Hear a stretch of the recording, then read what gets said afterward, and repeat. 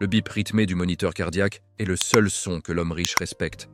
C'est un métronome qui dicte la vie et la mort, mais dans ce bloc opératoire étincelant du 16e arrondissement de Paris, il y a un autre son que personne écoute, le frottement sourd d'une serpillière contre le sol aseptisé. Nous vivons dans un monde où l'uniforme définit la valeur de l'homme. La blouse blanche est un passeport pour l'orgueil, le bleu de travail est un ticket pour l'invisibilité. Mais l'histoire que vous allez entendre va briser cette illusion. Elle va vous prouver que le véritable pouvoir ne réside pas dans les titres que l'on affiche, mais dans les mains qui savent réparer ce qui est brisé, qu'il s'agisse d'une artère ou d'une âme. Préparez-vous, car une fois les masques tombés, vous ne regarderez plus jamais les petites gens de la même manière. Avant de pénétrer dans ce bloc opératoire où les destins vont s'entrechoquer, je vous demande un geste simple mais significatif. Si vous croyez que le respect se gagne par les actes et non par le statut, laissez un j'aime sur cette vidéo. Abonnez-vous à la chaîne pour découvrir d'autres récits qui révèlent la vérité cachée derrière les apparences. Votre inscription est le signe que vous cherchez la profondeur dans un monde de surface. Le docteur Arnaud Valéry n'était pas simplement un chirurgien. Il était une institution, ou du moins, c'est ce que son reflet dans les vitres fumées de la clinique Montaigne semblait lui murmurer chaque matin. À 55 ans, il portait son succès comme une armure. Ses costumes étaient taillés sur mesure en Italie. Sa montre valait le salaire annuel de la plupart de ses employés. Et ses mains, disait-on, étaient assurées pour des millions d'euros. Il marchait dans les couloirs immaculés de la clinique avec cette assurance prédatrice de ceux qui n'ont jamais eu à baisser les yeux. Pour Valéry, le monde se divisait en deux catégories. Ceux qui tenaient le bistouri et ceux qui nettoyaient le sang après la bataille. Il n'y avait pas de zone grise, pas de terrain d'entente. C'était une hiérarchie brutale, nécessaire, pensait-il, pour maintenir l'ordre naturel des choses. Ce matin-là, l'air de Paris était gris et lourd, une chape de plomb qui semblait peser sur les toits en zinc de la capitale. Valéry était d'une humeur exécrable. Une réunion avec le conseil d'administration l'avait contrarié. On lui parlait de budget, de rentabilité, alors qu'il voulait parler de gloire et de nouvelles technologies. Il entra dans le sas de préparation du bloc 4, l'endroit où il régnait en maître absolu. C'est là qu'il le vit. Ou plutôt, c'est là qu'il vit l'obstacle. Un homme, courbé en deux, passait une serpillière humide près des casiers. L'homme portait l'uniforme bleu délavé du personnel d'entretien. Une tenue qui semblait absorber la lumière et l'individualité.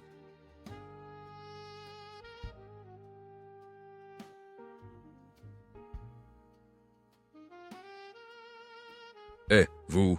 aboya Valéry, sa voix résonnant avec une autorité tranchante dans la petite pièce.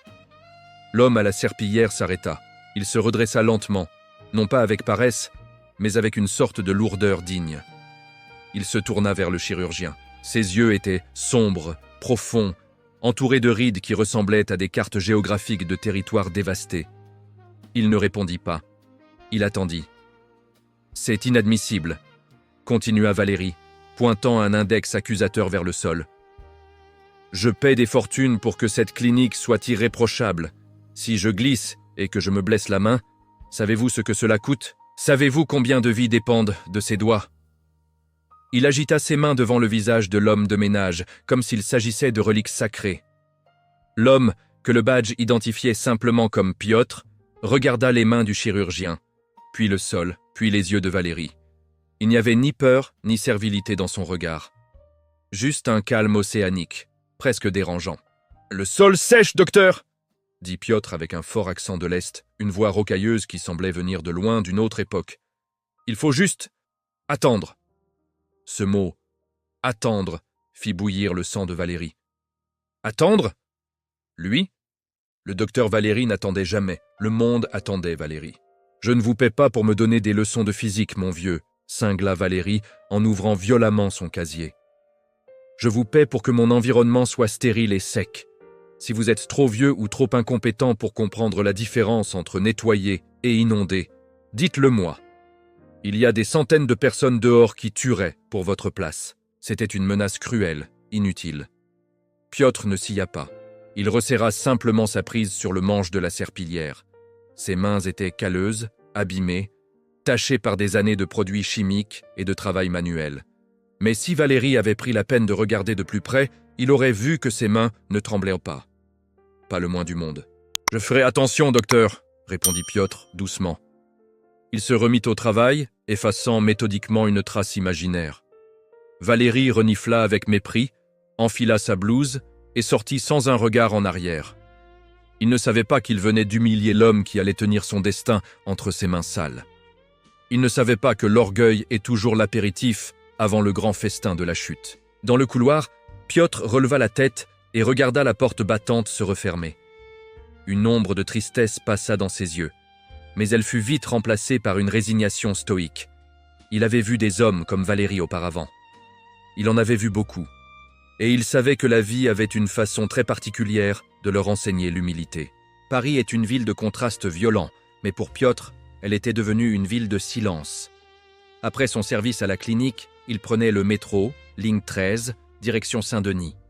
Il se fondait dans la masse des travailleurs fatigués, ces ombres qui font tourner la machine parisienne pendant que l'élite dort ou dîne. Personne ne le regardait. Pour les Parisiens pressés, il n'était qu'un vieux travailleur immigré de plus, un élément du décor urbain, aussi invisible qu'un lampadaire ou un banc public. Ils voyaient ses vêtements usés, ses chaussures de sécurité lourdes, et ils détournèrent le regard, par gêne ou par indifférence. Piotr vivait dans un petit studio meublé au rez-de-chaussée d'un immeuble en briques rouges, loin des boulevards haussmanniens. La pièce était spartiate, un lit, une table, une chaise et une étagère remplie de livres. Mais ce n'étaient pas des romans policiers ou des magazines. C'étaient des traités d'anatomie, des ouvrages de chirurgie vasculaire en russe, en allemand, en anglais et en français. Les pages étaient jaunies, annotées d'une écriture fine et précise. Le soir, après avoir mangé une soupe maigre, Piotr ne regardait pas la télévision. Il s'asseyait sous la lumière crue d'une ampoule nue et lisait. Il relisait les procédures qu'il connaissait par cœur, mimant parfois, avec une main vide, le geste d'une incision ou d'une suture. Ce soir-là, les paroles du docteur Valérie résonnaient encore dans son esprit. Incompétent. Le mot avait un goût amer, comme de la cendre froide. Piotr ferma les yeux et se revit 10 ans plus tôt. Il n'y avait pas de marbre ni de vitres fumées. Il y avait des murs éventrés par les obus, la poussière de béton qui flottait dans l'air, et le bruit constant des sirènes et des explosions. Il revit la tente de fortune, l'hôpital de campagne, où l'électricité coupait toutes les heures. Il se revit, non pas avec une serpillière, mais avec un scalpel, opérant à la lueur d'une lampe torche tenue par une infirmière terrifiée. Il avait sauvé des centaines de vies avec presque rien. Il avait recousu des enfants, des soldats, des mères. Là-bas, on l'appelait le maestro. Ici, il était « vous ». L'exil est une forme de mort lente. Quand Piotr était arrivé en France, fuyant la persécution politique après que son hôpital ait été ciblé pour avoir soigné des rebelles, il pensait pouvoir recommencer. Mais l'administration est une bête froide. Ses diplômes n'étaient pas reconnus. Ses années d'expérience ne valaient rien sans le bon tampon, le bon papier, la bonne validation européenne. On lui avait dit « Vous pouvez repasser les équivalences, mais cela prendra des années. Et votre niveau de français est insuffisant. » Il avait 60 ans à l'époque, il avait besoin de manger, de payer un loyer. Alors, le maestro avait pris le seul travail qu'on voulait bien lui donner. Il était devenu nettoyeur. Il ne se plaignait jamais. Il y avait une certaine dignité dans le travail manuel, se disait-il. Nettoyer, c'est aussi soigner un lieu. C'est chasser l'infection, la saleté. C'est préparer le terrain pour la vie. Mais la douleur de l'inutilité de son savoir le rongeait. C'était comme être un pianiste virtuose à qui l'on interdirait de toucher un clavier, condamné à seulement cirer le bois du piano. Piotr regarda ses mains sous la lampe. Elles étaient toujours fermes. La mémoire musculaire était intacte. Il savait que s'il fermait les yeux, il pouvait visualiser chaque nerf, chaque vaisseau du corps humain. Il était une encyclopédie vivante, condamnée au silence. Le lendemain, une opération importante était prévue à la clinique. Le sénateur Morel devait se faire opérer d'un anévrisme complexe. C'était Valérie qui opérait, bien sûr. Piotr avait entendu les infirmières en parler avec un mélange d'admiration et de crainte. C'était une intervention à haut risque. Piotr savait exactement quels étaient les dangers. Il avait pratiqué cette intervention 3 fois dans sa carrière, dans des conditions bien pires. Il soupira, éteignit la lumière et s'allongea dans le noir. Demain, il ne serait qu'une ombre avec un balai. Mais l'ombre serait là, veillant, comme toujours. Le lendemain matin, la clinique Montaigne bourdonnait d'une énergie électrique, presque palpable. Ce n'était pas un jour ordinaire. La présence du sénateur Morel avait transformé l'établissement médical en une forteresse médiatique discrète. Des gardes du corps en costume sombre stationnaient aux entrées stratégiques et le directeur de la clinique, un homme chauve et nerveux, nommé Monsieur Lefebvre, courait de couloir en couloir pour s'assurer que tout était parfait. L'enjeu dépassait la médecine. C'était une question de réputation, de politique et, bien sûr, de financement futur. Si Valérie réussissait, le prestige de la clinique monterait en flèche. Un échec était impensable. Valérie était dans son élément. Il adorait cette tension, ce projecteur invisible braqué sur lui. Il se préparait dans le vestiaire, ajustant son calot avec la précision d'un acteur ajustant sa perruque avant d'entrer en scène. Il se sentait invincible. Il avait revu les scanners, mémorisé l'anatomie du sénateur. C'était complexe, oui. L'anévrisme était mal placé, près de la veine cave, mais il avait fait bien plus difficile. Il se regarda dans le miroir, sourit à son reflet et murmura « Tu es le meilleur, Arnaud, ne l'oublie jamais ». Pendant ce temps, Piotr poussait son chariot de nettoyage vers la zone stérile. Il avait reçu des instructions strictes. Le couloir menant au bloc 1 devait être un miroir, pas une poussière, pas une trace. Piotr s'exécutait avec sa minutie habituelle. Il frottait, rinçait, essuyait. Alors qu'il passait près de la salle de repos des anesthésistes, il entendit des voix étouffées. C'était l'équipe de Valérie. « Il est trop confiant », disait une voix jeune, celle de Dr Sarah Cohen, l'assistante principale. L'imagerie d'hier soir montrait une calcification que nous n'avions pas prévue. J'ai essayé de lui en parler, mais il m'a coupé. Il a dit que je m'inquiétais pour rien. « C'est Valérie », répondit une voix masculine, l'anesthésiste. « Il ne voit pas les risques, il ne voit que sa victoire. Espérons juste que ça passe. Si ça saigne, ça va être un carnage. » Piotr ralentit, son cœur se serrant. Une calcification imprévue près d'un anévrisme, c'était un piège mortel. Si le chirurgien forçait, la paroi pouvait se déchirer en une fraction de seconde. Piotr eut une envie folle d'entrer, de dire « Attention, utilisez une approche latérale, ne forcez pas le clivage. » Mais qui écouterait le vieux nettoyeur? On rirait de lui, on l'expulserait. Il continua son chemin, la tête basse, mais ses sens étaient en alerte maximale. Il arriva devant les portes battantes du bloc 1. À travers le hublot, il vit l'équipe s'affairer. La machinerie complexe de la chirurgie moderne se mettait en place. Des écrans s'allumaient, des tuyaux étaient connectés. Des plateaux d'instruments étincelants étaient déballés. C'était un ballet technologique impressionnant. Mais Piotr savait que la technologie ne remplace jamais le jugement. Et le jugement de Valérie semblait obscurci par son ego. Soudain, Valérie apparut dans le couloir, marchant d'un pas rapide vers le bloc, suivi de sa cour. Il passa devant Piotr sans le voir, le frôlant presque. Piotr sentit l'odeur de son aftershave coûteux, une odeur de musc et de succès. « Docteur !» murmura Piotr, presque malgré lui. Le mot sortit comme un souffle. Valérie s'arrêta, non pas parce qu'il avait entendu un avertissement, mais parce qu'il pensait que le nettoyeur le gênait. Il se tourna, agacé. « Quoi encore ? Je n'ai pas le temps pour vos histoires de serpillière aujourd'hui. Dégagez du passage. » Piotr recula, serrant les lèvres. Il avait essayé. C'était minuscule, mais il avait essayé. Il s'effaça contre le mur, se fondant dans la blancheur clinique, devenant à nouveau invisible. Valérie entra dans le bloc. Les portes se refermèrent avec un chuintement pneumatique. Le spectacle allait commencer, et Piotr, le spectateur le plus qualifié de tout l'hôpital, restait dans le couloir, le cœur lourd d'un mauvais pressentiment. L'opération débuta dans une atmosphère de concentration religieuse. Au-dessus de la table d'opération, les sialytiques versaient une lumière crue et sans ombre sur le champ opératoire bleu. Seule une petite portion de la peau du sénateur était visible, une fenêtre sur sa fragilité interne. Le rythme cardiaque bipait régulièrement, une musique rassurante pour l'équipe. Valérie tendit la main et l'instrumentiste, habitué à ses gestes, Il claqua le scalpel avant même qu'il ne le demande. « Incision !» annonça Valérie, sa voix calme, presque ennuyée. De l'autre côté de la vitre de la salle d'observation, quelques étudiants et le directeur Lefebvre regardaient. Mais il y avait un autre observateur. Dans le sas de nettoyage adjacent au bloc, une petite fenêtre donnait une vue oblique sur la salle. Piotr était là. Il était censé nettoyer les lavabos des chirurgiens, mais il s'était arrêté. Il regardait à travers la vitre, immobile. Il ne voyait pas le sénateur, ni la politique. Il voyait l'anatomie. Il voyait le défi. Les premières heures se déroulèrent sans incident. Valérie travaillait vite, avec une élégance indéniable. Il disséquait les tissus, cautérisait les petits vaisseaux. C'était propre. Trop propre, pensa Piotr. La chirurgie est comme la guerre. Quand tout est trop calme, c'est que l'ennemi se prépare.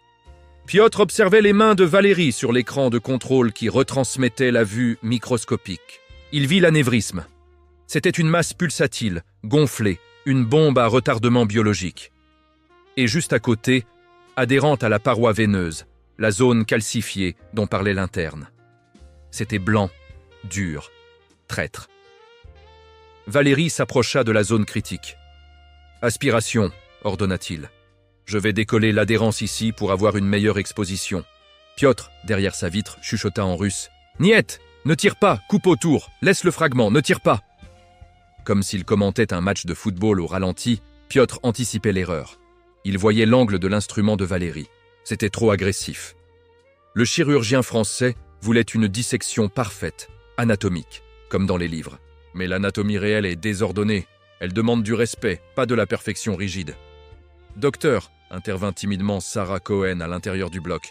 « La paroi semble très friable. Peut-être devrions-nous… » « Je vois ce que je fais, Sarah », coupa Valérie sèchement. « Ne m'apprenez pas mon métier. Je libère ça et on clippe. » L'orgueil parlait. L'orgueil qui refuse d'écouter la prudence parce qu'elle ressemble à de la peur. Valérie avança sa pince. Il saisit le tissu calcifié. Il exerça une légère traction. Piotr ferma les yeux une seconde, anticipant le désastre. Dans le bloc, un bruit soudain changea tout. Ce n'était pas un bruit métallique, mais un son liquide, un slurp sinistre suivi immédiatement par l'alarme stridente du moniteur. « Hémorragie !» cria l'anesthésiste. « La pression chute, on le perd. » Le champ opératoire, jusqu'alors propre et organisé, fut instantanément inondé d'un rouge vif et furieux. La veine cave était touchée. Le sang montait à une vitesse terrifiante, remplissant la cavité, masquant tout repère, noyant la visibilité. « Aspiration ! Aspiration maximum !» hurla Valérie, sa voix perdant instantanément son calme olympien. « Je ne vois rien! Bon sang, aspirez !» Les pompes ronflaient, avalant des litres de sang, mais le flot était trop rapide. C'était un torrent. Valérie plongea ses mains dans l'abdomen, essayant de comprimer à l'aveugle, mais le sang glissait. La source était profonde, cachée. La panique, froide et visqueuse, s'insinua dans la salle. L'équipe, si bien rodée, commença à se désintégrer. Les instruments tombaient, les voix montaient dans les aigus. Piotr ouvrit les yeux. Il vit Valérie, le visage couvert de sueur, les yeux écarquillés par la terreur pure. Le grand chirurgien ne dirigeait plus rien. Il était un naufragé dans une tempête de sang. Le sénateur Morel se vidait de sa vie sur la table, et avec lui, la carrière et l'arrogance de Valérie s'écoulaient dans les tuyaux d'aspiration. Cette situation, où tout bascule en une seconde à cause d'une décision orgueilleuse, nous rappelle la fragilité de nos certitudes. Si vous sentez que cette histoire résonne avec des vérités que vous connaissez, restez avec nous. La suite va vous montrer que l'aide vient souvent de là où on ne l'attend pas, et que l'humilité est la seule voie de salut. Abonnez-vous pour ne pas manquer la résolution de ce drame humain. Le temps dans un bloc opératoire est élastique. Une seconde peut durer une éternité. Pour Valérie, ces quelques secondes étaient une descente aux enfers. Il sentait la vie du patient lui glisser entre les doigts, littéralement. Le sang chaud pulsait contre ses gants, moqueur. « Tension à 6-4 !» annonça l'anesthésiste, la voix tremblante. « On passe des culots, mais ça ne suffit pas. Il faut clamper, Arnaud. Tu dois arrêter ça. »« Je ne peux pas !» hurla Valérie au bord de l'hystérie. « Je ne vois pas la brèche. C'est rétro-hépatique. Je ne peux pas y accéder sans tout déchirer. Donnez-moi des écarteurs plus grands. » L'infirmière, paniquée, fit tomber un plateau. Le bruit de l'acier contre le sol résonna comme un coup de feu. Le chaos était total. Valérie tremblait. Il savait qu'il était en train de tuer un homme important. Il voyait déjà les titres des journaux, l'enquête, la fin de sa carrière. La peur le paralysait, transformant ses mains d'or en plomb. Dans le sas, Piotr ne bougeait plus. Il regardait la scène avec une intensité effrayante. Son cerveau analysait la situation à la vitesse de l'éclair. Hémorragie massive de la veine cave inférieure, rétro-hépatique. Compression inefficace. Le chirurgien panique. Le patient a 2 minutes, peut-être 3, avant l'arrêt cardiaque irréversible. Piotr savait quoi faire. Il l'avait fait dans une cave à Alep sous un bombardement. Il l'avait fait dans un garage à Grozny. La manœuvre de Pringle ne suffirait pas. Il fallait une exclusion vasculaire totale, une technique risquée mais unique chance de survie. Il vit Valérie retirer ses mains, désespérée, regardant le sang remonter. L'équipe était figée. C'était la fin. Piotr posa sa serpillière. Il retira ses gants de ménage jaunes. Il poussa la porte du sas. Il n'avait pas le droit d'être là. C'était une violation absolue de tous les protocoles sanitaires et légaux. Un homme de ménage entrant dans un bloc stérile pendant une opération critique, c'était de la folie. Mais la loi des hommes pâlit face à la loi de la vie. Il entra dans le bloc. L'air était froid, saturé de l'odeur métallique du sang. Personne ne le remarqua tout de suite, tous les yeux étant rivés sur le moniteur qui affichait une ligne de plus en plus plate. Piotr s'avança. Il ne marchait pas comme le vieux nettoyeur courbé. Il marchait droit. Il marchait comme un patron. Il s'approcha du champ opératoire, juste derrière Valérie. « Docteur », dit Piotr. Sa voix n'était pas forte, mais elle avait une tessiture étrange, une autorité naturelle qui trancha le brouhaha de la panique. Valérie se retourna, les yeux fous. Il mit une seconde à reconnaître l'homme. « Quoi ? Mais qu'est-ce que vous foutez là ? Sortez, sortez immédiatement ! Sécurité !»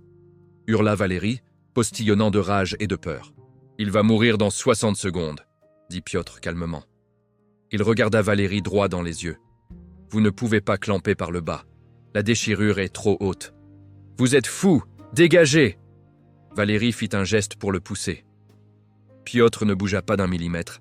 Il ancra son regard dans celui du chirurgien. « Kosher maneuver is useless here », dit Piotr en anglais, passant à la langue internationale de la médecine pour être sûr d'être compris par l'équipe. « Total hepatic vascular exclusion. You must clamp the suprahepatic veins first. » La manœuvre de Kosher est inutile ici. Exclusion vasculaire hépatique totale. Vous devez clamper les veines sushépatiques d'abord. Le silence tomba sur la salle. Un silence lourd, stupéfait. Le nettoyeur venait de parler. Et il ne parlait pas de détergent. Il parlait de chirurgie hépatique avancée. L'interne, Sarah, regarda Piotr, bouche bée. Valérie resta figée, la main en l'air. Le contraste était saisissant. Le grand chirurgien couvert de sang, tremblant, et le petit homme en bleu de travail, immobile, les mains croisées dans le dos, dégageant une sérénité impériale. « Qui êtes-vous » balbutia Valérie. « Peu importe, trancha Piotr, faites-le, ou il meurt, maintenant. » Ou l'instant était surréaliste. Le temps semblait s'être suspendu. Le moniteur cardiaque lançait des alarmes stridentes, signalant une fibrillation imminente, mais personne ne bougeait. Tous les regards allaient de Valérie à Piotr. L'autorité venait de changer de camp, non pas par décret, mais par la force pure de la compétence. Valérie était au bord du gouffre. Son esprit refusait de traiter l'information. Un homme de ménage lui donnait des ordres techniques. C'était impossible. C'était un cauchemar. Mais une autre partie de lui, la partie qui restait médecin malgré tout, savait que l'homme avait raison. L'approche classique ne fonctionnait pas. Il était dans une impasse. Je ne peux pas accéder au sus hépatique avec ce sang, avoua Valérie, sa voix brisée, perdant toute arrogance. C'était un aveu d'impuissance terrible. Piotr s'avança d'un pas. Il ne toucha rien, respectant la stérilité autant que possible, mais il se pencha au-dessus de l'épaule de Valérie. « Vena cava inferior, infradiaphragmatic approach », murmura Piotr. Puis, voyant que Valérie hésitait encore, il passa au latin, la langue mère, la langue universelle de l'anatomie, celle qui ne connaît ni frontières ni nationalité. « Digitoclasia », ordonna Piotr. Utere digito, noli uti instrumento. Utilisez le doigt, n'utilisez pas l'instrument. Il mima le geste avec sa main gantée de jaune, restant à distance. Un mouvement de crochet, aveugle, sensitif. Le doigt, répéta Piotr en français, durement. Sentez la veine. Clampez à l'aveugle sur votre doigt. Faites-le. C'était un ordre de chef. Valérie, brisé, obéit. Il n'avait plus le choix. Il lâcha l'aspirateur, plongea sa main gauche dans l'abdomen inondé de sang. Il ferma les yeux. Il chercha à tâtons, guidé par la voix calme de Piotr qui continuait de murmurer des instructions en latin comme une prière technique. Sursum, Paolo ad dextram, ibi. Plus haut, un peu à droite, là. Valérie sentit la consistance de la veine sous son index. Il sentit le flux massif. Il glissa le clan vasculaire le long de son doigt, tremblant de peur de pincer l'aorte ou de déchirer davantage. « Nank !» Maintenant, claqua la voix de Piotr. Valérie serra le clan. Le bruit de succion du sang diminua.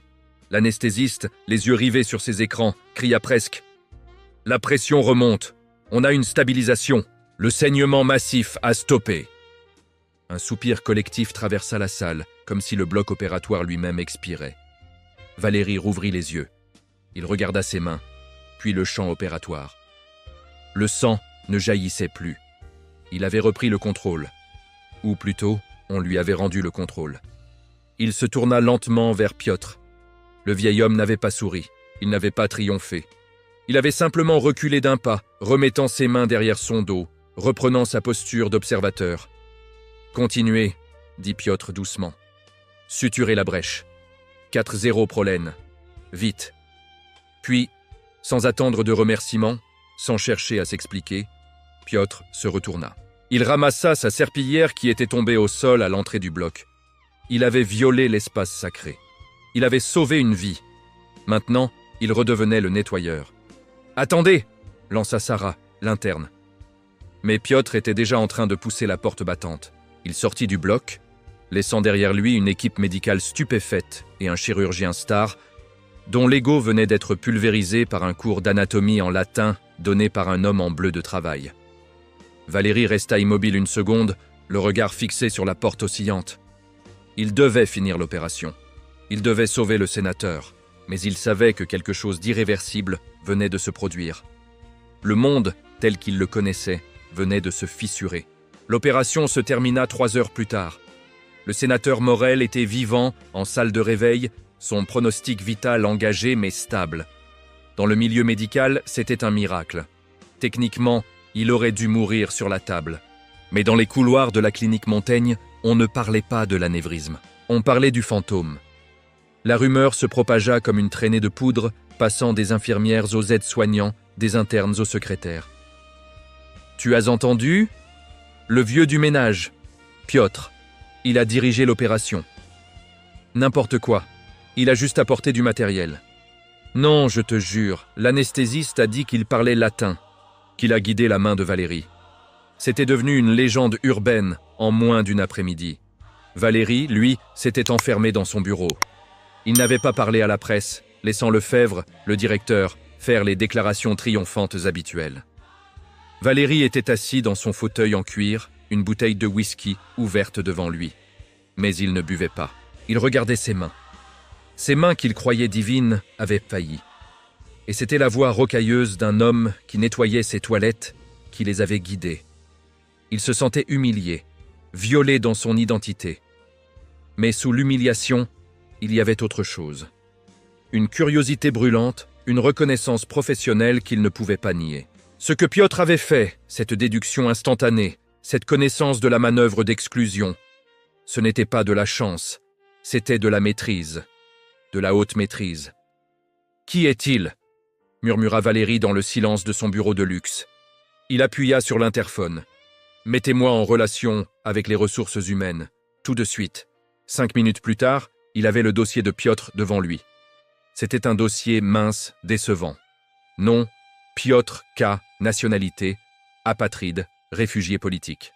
Poste, agent d'entretien niveau 1, ancienneté, 4 ans, expérience précédente. Néant déclaré en France. Pas de diplôme, pas d'historique. Juste un vide administratif. L'administration française avait effacé l'homme pour ne garder que le travailleur. Valérie frappa du poing sur la table. Ce dossier était un mensonge. On ne connaît pas l'anatomie veineuse hépatique par hasard. On ne parle pas latin médical en nettoyant des sols. Il devait savoir, il devait comprendre. C'était devenu une obsession plus forte que sa propre gloire. Il se leva, jeta sa blouse blanche sur le dossier et sortit. Il n'allait pas au bloc. Il descendait au sous-sol, là où sont les vestiaires du personnel d'entretien, là où vivent les invisibles. Le sous-sol de la clinique était un autre monde. Les murs n'étaient pas peints en blanc crème, mais en gris industriel. Il y avait des tuyaux apparents au plafond et une odeur persistante d'eau de javel. C'étaient les entrailles de la bête. Valérie s'y sentait comme un intrus, un touriste dans une zone de guerre. Il trouva Piotr dans la salle de pause. Une petite pièce sans fenêtre éclairée par un néon clignotant. Piotr était assis à une table en formica, en train de boire un thé dans un gobelet en plastique. Il avait changé de vêtements. Il portait un vieux pull en laine et un pantalon de velours côtelé. Il avait l'air d'un grand-père fatigué attendant le bus. Valérie entra sans frapper. Piotr leva les yeux. Il ne se leva pas. Il ne parut pas surpris. Il posa doucement son gobelet. « Docteur Valérie », dit Piotr calmement. Valérie resta debout, fermant la porte derrière lui. Il se sentait étrangement désarmé sans sa blouse, sans son équipe, face à cet homme assis. « Qui êtes-vous » demanda Valérie. La question était brute, sans préambule. Piotr haussa légèrement les épaules. « Je suis Piotr. Je nettoie le bloc 4. »« Arrêtez de jouer !» éclata Valérie. « J'étais là, j'ai entendu. Vous connaissez la manœuvre d'exclusion hépatique. Vous savez ce qu'est la digitoclasie. Un homme de ménage ne sait pas ça. Même la plupart des généralistes ne savent pas ça. » Il s'approcha de la table, posant ses mains à plat dessus, se penchant vers Piotr. « Où avez-vous appris? Êtes-vous un médecin radié? Un charlatan? Pourquoi vous cachez-vous ici ?» Piotr soutint le regard. Il y avait une tristesse infinie dans ses yeux sombres. « Je ne me cache pas, docteur. Je travaille. C'est vous qui ne regardez pas. » Il prit une gorgée de thé, puis continua, sa voix prenant un timbre plus grave. « J'étais chirurgien-chef à l'hôpital central de Grozny, puis à Alep. J'ai opéré dans des caves, sous les bombes, sans électricité, sans anesthésie parfois. J'ai vu plus de ventres ouverts que vous n'avez vu de patients dans toute votre carrière. » Valérie recula comme frappée physiquement. Grozny, Alep, les abattoirs du siècle. « Vous êtes chirurgien !» souffla Valérie. « Je l'étais, corrigea Piotr. Ici, je ne suis rien. Quand je suis arrivé, mes diplômes étaient redescendre. Mon hôpital a brûlé avec mes archives. Je n'ai pas de papier pour prouver qui je suis. L'ordre des médecins m'a dit « Pas de preuve, pas de licence. » Je devais nourrir ma femme malade. Elle est morte il y a 2 ans. Le ménage payait les médicaments. Valérie était abasourdi. Il avait devant lui un homme qui était son égal, peut-être son supérieur, réduit à ramasser ses déchets. Mais pourquoi n'avez-vous rien dit aujourd'hui? Après l'opération, vous auriez pu... J'aurais pu quoi? Coupa Piotr avec un sourire amer. Revendiquer la gloire? Dire que le grand docteur Valérie a eu besoin du concierge pour ne pas tuer un sénateur? Il se leva lentement. La gloire est pour ceux qui en ont besoin, docteur. Moi, j'ai besoin de savoir que le patient est vivant. Ce soir, il respire. C'est ma paix.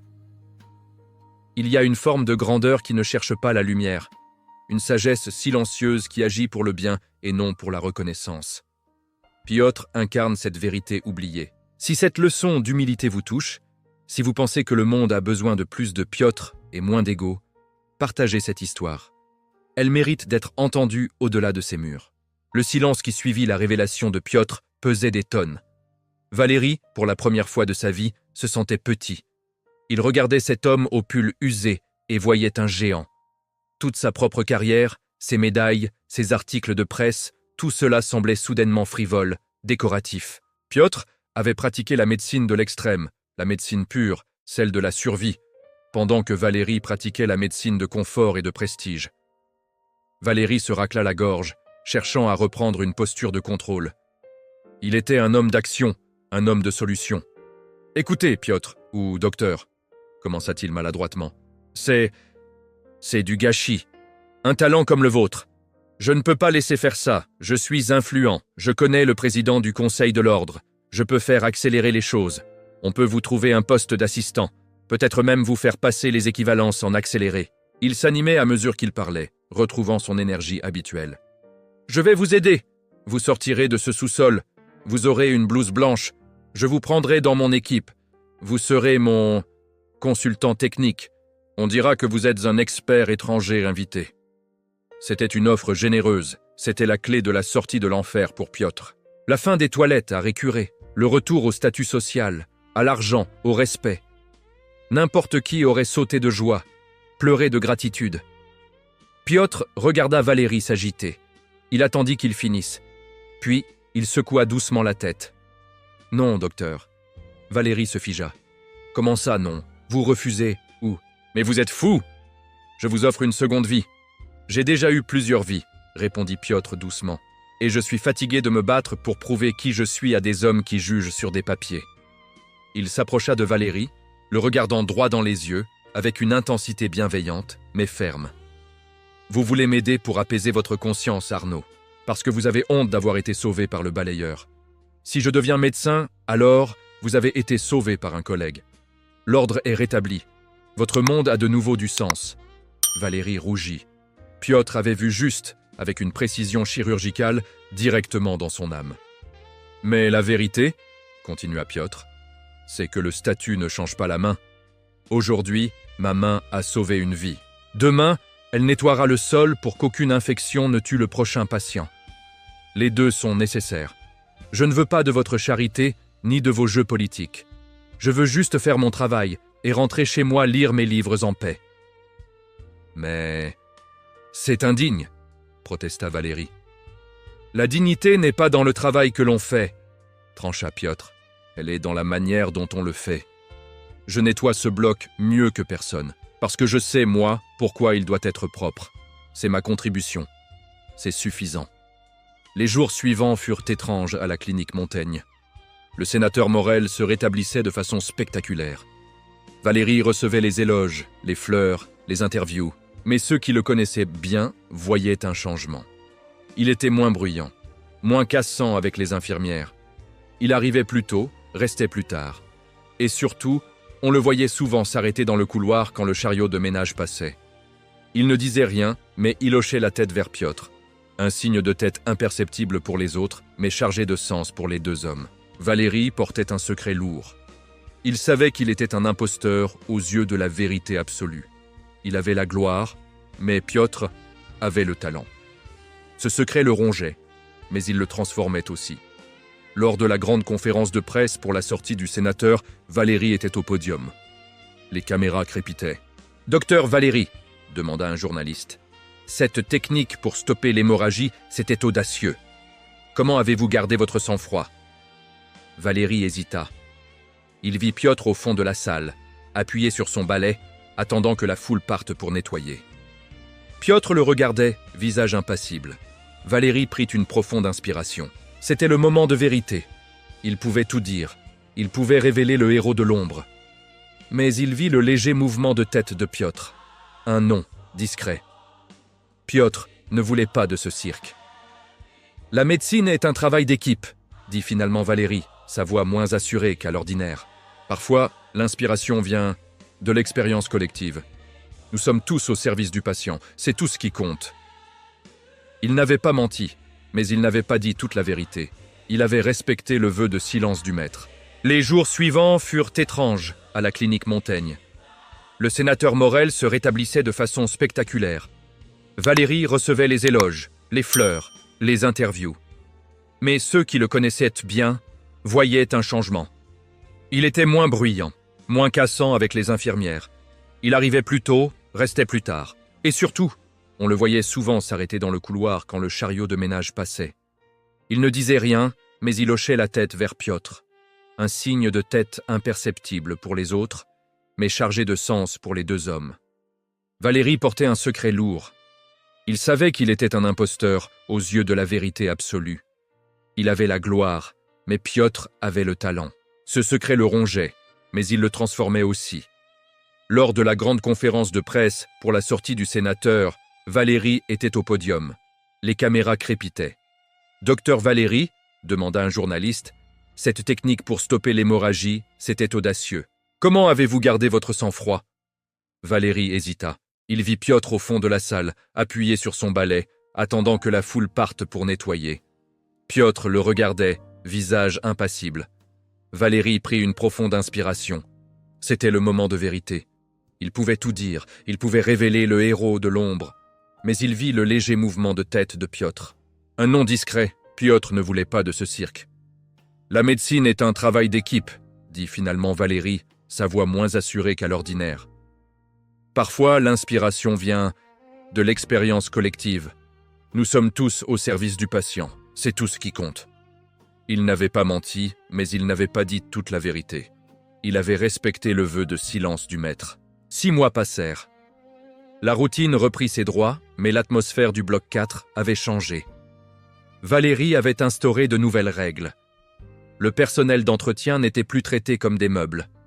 Ils saluaient chacun par son nom. Il avait même fait augmenter leur prime de risque, se battant contre l'administration avec une férocité qu'on ne lui connaissait que pour ses propres honoraires. Piotr continuait son travail, imperturbable. Mais il y avait une différence. Parfois, tard le soir, quand le programme opératoire était fini, Valérie restait dans son bureau.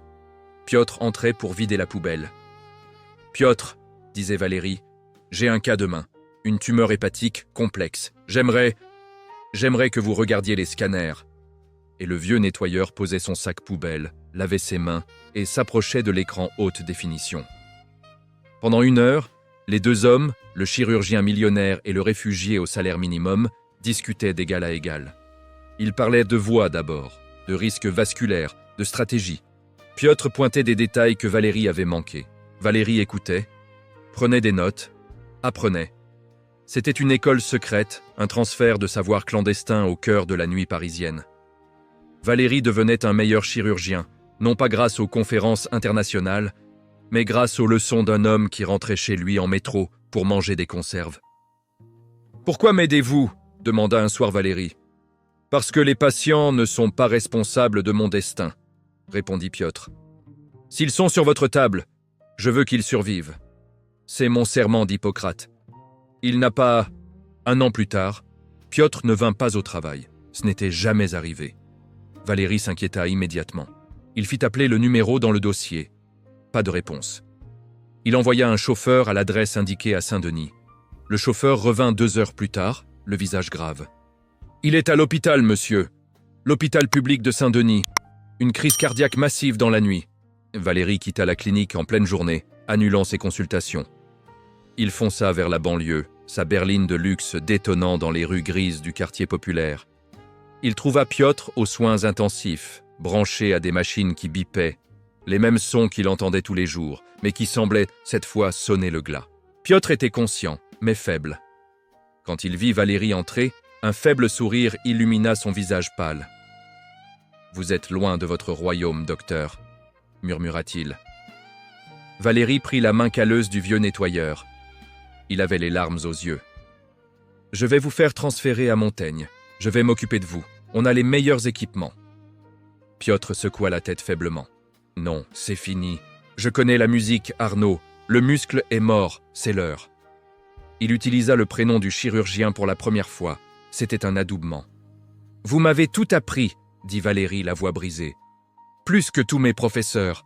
Vous êtes le meilleur chirurgien que j'ai jamais connu. »« Alors, honorez-moi » souffla Piotr. « Ne devenez pas comme eux. N'oubliez jamais que l'homme qui tient le balai peut être un roi en exil. Regardez les gens, vraiment. C'est ça, la vraie médecine. Voir l'humain. » Piotr ferma les yeux. Le moniteur s'affola. Les médecins de garde se précipitèrent. Valérie fut écartée. Il resta dans le couloir, regardant à travers la vitre, impuissant, comme Piotr l'avait fait 1 an plus tôt. Mais cette fois, il n'y eut pas de miracle. Le maître s'en était allé. Le lendemain, à la clinique, Valérie entra dans le vestiaire. Il vit le nouveau nettoyeur, un jeune homme timide, qui se figea de peur en le voyant. Valérie s'arrêta. Il regarda le jeune homme dans les yeux. « Bonjour, dit Valérie. Je suis le docteur Valérie. Comment vous appelez-vous ?»« Ah, Ahmed, monsieur. »« Enchanté, Ahmed. Faites attention dans le couloir 4, le sol est glissant. Merci pour votre travail. C'est important. » Valérie sortit. Il avait changé. Il ne portait plus son orgueil comme une armure. Il portait la mémoire de Piotr comme une boussole. Il savait désormais que la valeur d'un homme ne se mesure pas à la blancheur de sa blouse, mais à la grandeur de son âme. Et dans le silence des couloirs, il lui semblait parfois entendre, comme un écho lointain, une voix rocailleuse murmurer en latin « Ubi caritas et amor, Deus ibi est ». Là où sont la charité et l'amour, Dieu est là. Cette histoire touche à sa fin, mais elle commence à peine en vous. Vous ne regarderez plus jamais un inconnu de la même façon. Vous savez maintenant que derrière chaque uniforme silencieux peut se cacher une histoire extraordinaire, un maître déguisé. Ce récit a été conçu pour éveiller cette conscience en vous, pour briser les barrières de l'ego. Si vous sentez ce changement, si votre regard sur le monde s'est affiné, alors vous faites partie de notre communauté. Abonnez-vous, non pas pour consommer du contenu, mais pour nourrir cet esprit critique et humain que nous venons de réveiller ensemble. À la prochaine histoire.